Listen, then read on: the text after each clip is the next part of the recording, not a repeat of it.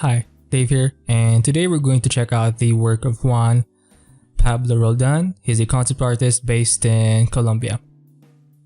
He's actually a pretty diverse artist, like he does keyframes, environments, characters, so he's pretty well-rounded, and I'm going to focus more on his speed paintings or his more 2D stuff, but I do recommend you actually check out his ArtStation portfolio just because you can see like the diversity of his skill sets, right?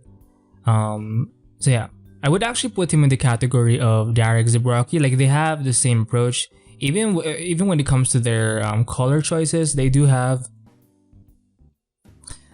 similarities. So yeah, he's more of an opaque painter as well. Like he doesn't use like the basic round brush with the transparency or opacity kind of a adjusted, you know. He's more of the opaque kind of painter. Anyway, awesome. It's a personal painting of his, and he has like a bunch of these, and it looks pretty cool, right? I mean, you can tell he did add a few like fire textures here and there, but the way he paints, it's very straightforward. The shapes are super clear. It's kind of graphical in a way, but he's more playful with the brush strokes. He's not super touchy, and he's a bit more playful, I guess, right? He's not very clean, which I like in a lot of his like more speed paintings types of artwork. Obviously with this more like with something, because sometimes he'll use like 3D and he'll do like some post processing in Photoshop. So obviously it's going to be way more clean in that regard, but a lot of his like paintings do have the kind of raw look to it, right? So you can see him do a bunch of these, and they're very, very direct. They're more like sketches, but they have this kind of intensity in them. I do think he did start out with a photo and then he kind of painted on top of it, right? But look at that. Very, very energetic as well. Very, very similar to Derek Zebrocki, right? Because Derek Zebrocki also does use photos and 3D, but you can see him use 2D sometimes just to kind of establish some or generate some quick concepts, right? And Juan Pablo Roldan is kind of the same. Although they are different, you can tell like there's a bit of a difference in their style, right? But I would put them in the same category again. And again, it's not super clean, right? It's very direct. A bit of layering is involved, especially for the foreground elements, but yeah. Again, look at the energy of this bat, this kind of creature bat thing, right? Reminds me a bit of the color use of Amir Zand in a lot of his speed paintings. Very, very playful with the colors. I'm guessing maybe the color balance or the graded map tool was used after. Hard to say, but yeah. It's kind of a moonlit scene, right? Very awesome looking. And again, it has that nice texture to it, right? It looks very traditional in a way, but not really, right? And again, it's not like an opacity where you have to build up the paint stroke by stroke. It's very kind of direct, straightforward, energetic, impressionistic, right? Even another dragon here concept. I mean, look at that. So maybe he did like a rough drawing in the beginning, because you can see here there's a bit of a line work involved, or the line work is kind of showing maybe. Maybe there was a line sketch in the beginning. It's hard to see, but again, look at the energy of this thing. Oh, I love his logo. That's pretty awesome. I mean, imagine if you had like a portfolio of a bunch of speed paintings like this. A bunch of quick concepts done in this manner. Fuck. It looks super cool. It's a great reference though, for in terms of portfolio or in terms of the types of work you can do. Now this one is more, maybe 3D was involved, or maybe not.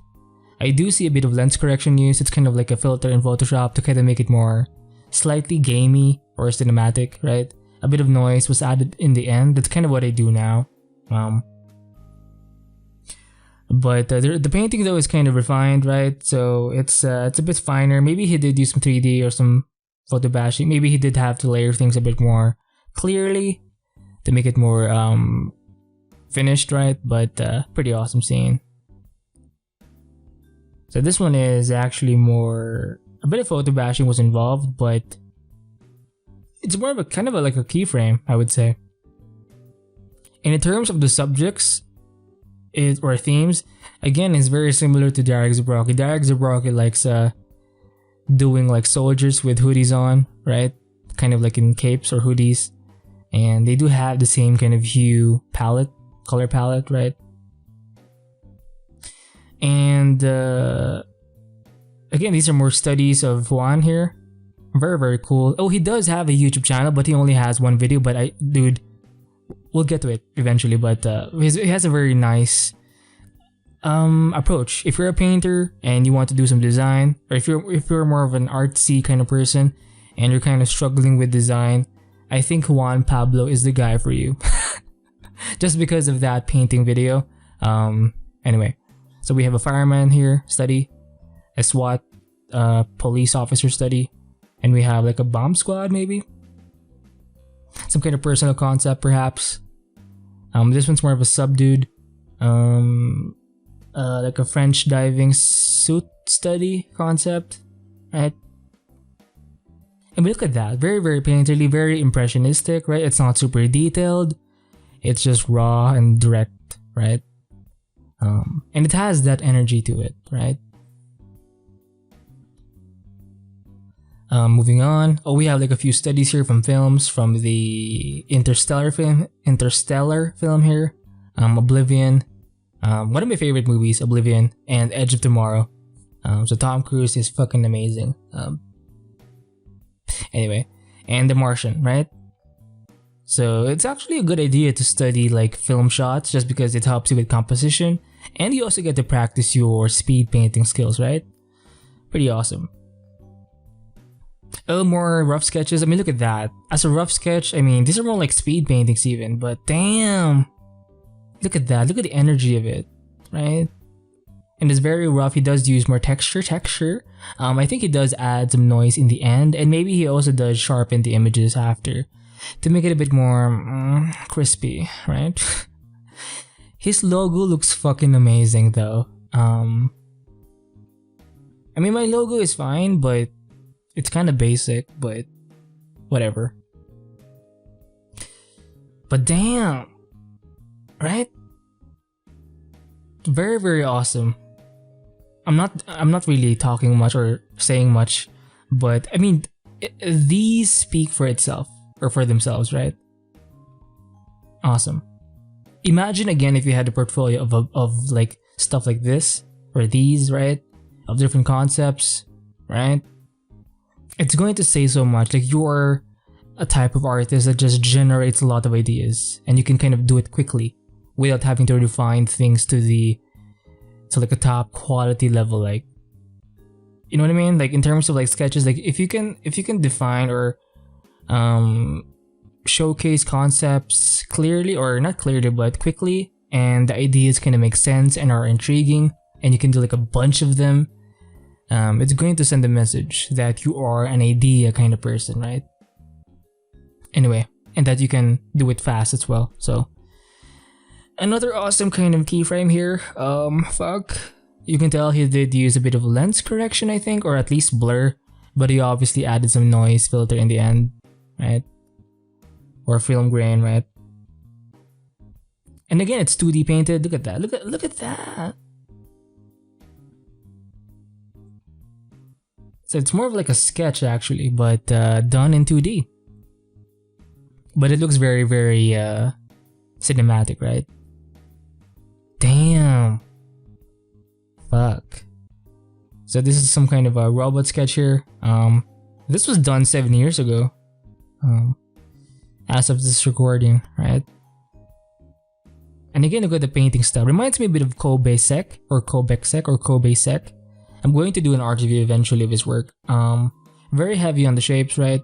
And the rendering is kind of impressionistic. It's not super refined in any way. Even the way he did the scratches here, the highlights, I mean, look at that. Very, very direct and so nonchalant. Like, He's not even trying anymore. A great creature concept here. Some head designs, right? Or head explorations in terms of like how the mouth is going to operate. 2D, I think. And look at that. I think really he did kind of show the breakdown here. Very weird, almost like a wash kind of approach, like a watercolor approach. And then he just defines things as he goes, right? Very awesome, right?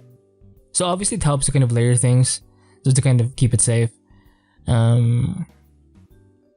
Let's go back to the main image here. Ooh, look at that. Great mood, very dystopian-ish. There's a bit of storytelling involved here. Like, what are these ribs here? There are monsters in this world, right? And this kind of tank here is kind of the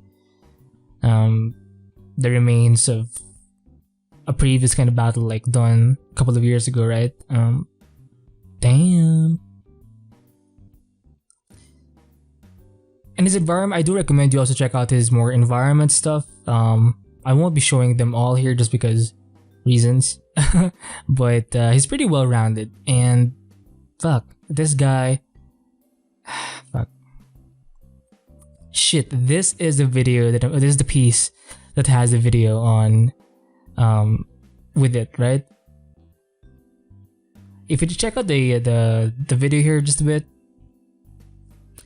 Let's change the quality here, right? Very, very rough in the beginning. Very simple sketch, right? Line sketch, just to kind of gain the mass. And look at how messy it is. And it helps, guys. It helps to actually have fucking references on the fucking side, right? And this is such a big problem for if you're a painting kind of person, or you're more of the artsy kind of person and less of a designer. You're always going to come up, and you're generally going to have this problem where you don't use reference, right?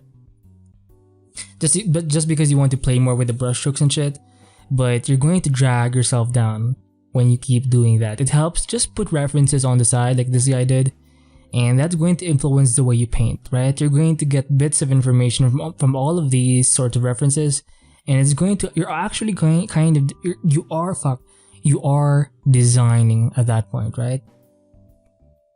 And look at his work, it's not even that clean, right? It's kind of messy, it's kind of bashing a few parts here and there, right? He's using some of the information from different photos and bringing them in the piece, right?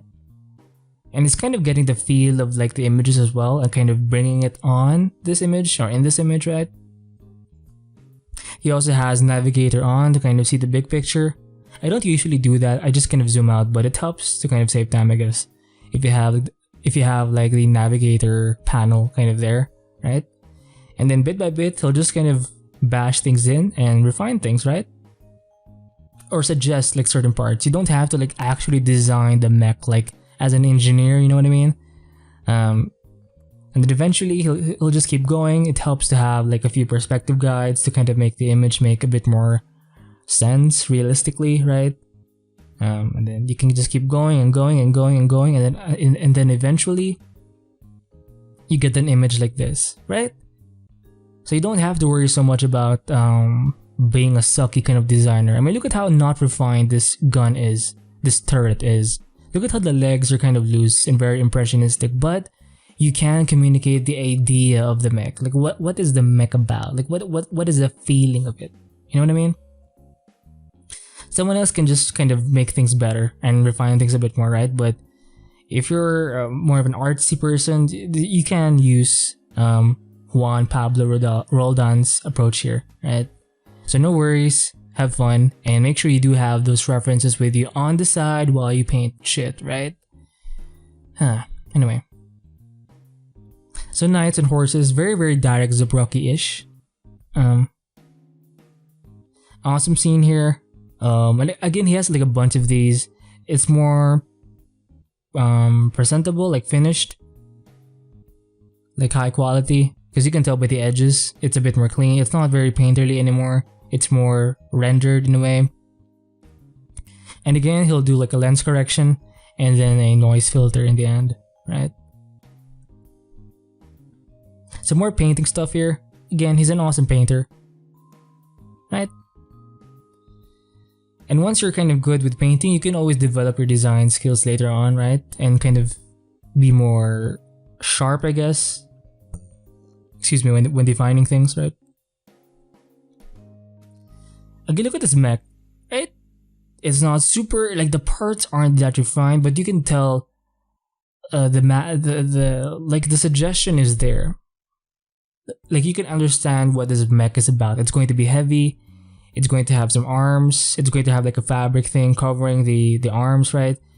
It's more of like a tank because you can tell by the mass of it, like how it's kind of like a silhouette. It's pretty heavy, right? But look at the impressionisticness of it, right? Very, very rough, but it looks fucking what? Awesome. This one's more refined. The colors are a bit different here, but I think he did spend more time with the armor, but it's still rather impressionistic, right? Awesome. Again, another kind of tank concept here. A spider tank, right? You can tell he kind of bashed in a few parts, but most of it, or he did a good job of painting over it, right? So if you're an artist or if you're more of a painter, don't be afraid to bash in a few photos, right? It's going to help fill in some details for you, and your job essentially is just to kind of manage the big picture kind of view, right? Or the main concept. You want your painting skills, your photo bashing skills, your design skills to kind of meet that specific idea that you want. You want to be the big picture person, right? Another mech concept here. Again, look at the roughness of it. He did suggest like the toes of this mech here. He did spend more time refining this area right here. You can tell a bit more detail, a bit more refined, a bit more refinement going on, but it's not super detailed, right? Even the arms aren't that defined, but it looks cool as a concept. It works. It works. It's functional, right? So have hope, my brothers and sisters, right? You don't have to go full detail with your designs, right? Awesome. Same approach, very, very impressionistic way of painting, which I do like. This one is more of a vehicle concept, a bit more refinement there, but again, you can see the roughness within the major silhouette of the vehicle, right? Oh, we have a nice dragon concept here. What the fuck? Right? A bit of mixer brush use, I'm guessing, to kind of blend things. Look at how he kept the background rather simple, right? And he did spend more time with the face, obviously, because it's the main thing. I mean, look at the energy of this thing, right? Golly.